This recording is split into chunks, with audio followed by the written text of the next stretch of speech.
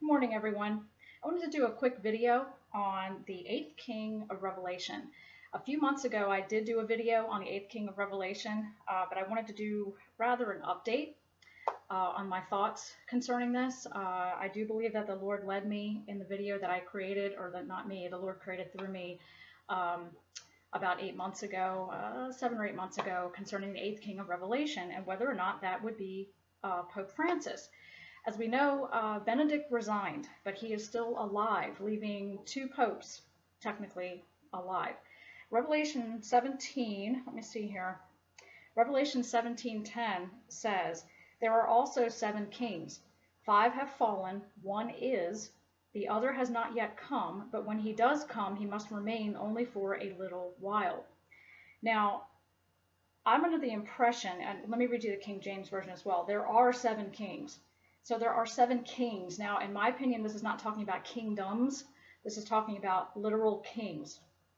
There are 7 kings, 5 are fallen, and one is. And the other is not yet come. And when he comes, he must continue a short space. Now, after prayer and looking into this for a long time, I believe that John was being shown by the angel in Revelation 17, modern day Vatican City, and the last reigning popes or kings or vicars that would reign before the second coming of the Lord. I believe that John was being shown Pope John Paul at the time, and that the next one to come would be Benedict, who would only reign a short space.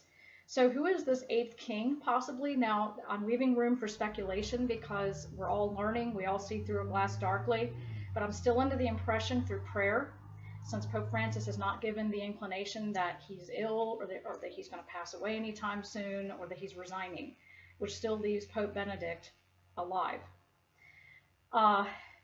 In Revelation, it gives a clue. It says that the 8th king is of the 7. It does not say that technically, even though he's an 8th king, that he's a separate 8th king, that he's of the 7. So what could that mean? If Pope Benedict is the 7th king since the 1929 Lateran Treaty, if this is the case and we're understanding this correctly, Pope Benedict is the 7th since the Lateran Treaty. He's also that one that would come and remain for a short space that John was shown. At least this is what I'm getting from the scriptures. The 8th is of the 7. So if you think about it this way, Benedict did not die. He resigned. So the 8th king, being Pope Francis, is literally of the 7th's reign. So if you think about it, the 7th's reign has not ended. It's simply being continued by the 8th. Does this make sense? So he is of, the 8th king is of the 7.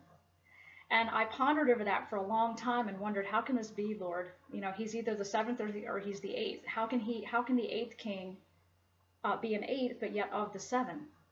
And when Pope Benedict resigned, if we're understanding this correctly, he is the 7th king since the Lateran Treaty of 1929, when Vatican City got restored again and healed from its mortal wound that was prophesied in Revelation. Could it be, and this is something you need to pray about, that the 8th king is merely finishing the 7th's reign? Therefore, since Benedict resigned and did not die, Pope Francis is simply continuing the 7th's reign? Just something to think about. Prayerfully consider this. Keep your eyes on prophecy. Keep your eyes on Vatican City. I do believe that Vicarious Filii Dei, which adds up to 666, meaning the vicar of the Son of God. Vicarious meaning that someone is living out someone else's life through someone. So the Pope claims to be God on earth. He claims to be vicariously being Christ on earth. And remember, Jesus said, many will come in my name claiming I am he. So to call yourself Vicarious Filii Dei is to come in the name of Christ. To allow yourself to be called the Holy Father is coming in the name of God. And every pope that has reigned since the Vatican was established, dressed in purple and scarlet, sitting on a city of 7 hills and holding a golden cup of abomination in her hand, has called themselves Vicarious Filii Dei, the Holy Father. They've come in Christ's name, claiming the name of God. And many would come in his name, Jesus warned, deceiving many. Unless Jesus is your only teacher and he is guiding you into all truth, Jesus said this deception through the line of the papacy or the man of sin will be so great that if it were possible, even the very elect could be deceived. So this is just a quick update on my thoughts concerning the 8th King of Revelation. My thoughts haven't changed as of yet since I made that other video on the 8th King of Revelation a few months ago. If you have anything to share, if there are any thoughts on your mind about this, please share and let's learn from each other. God bless you guys. Love you.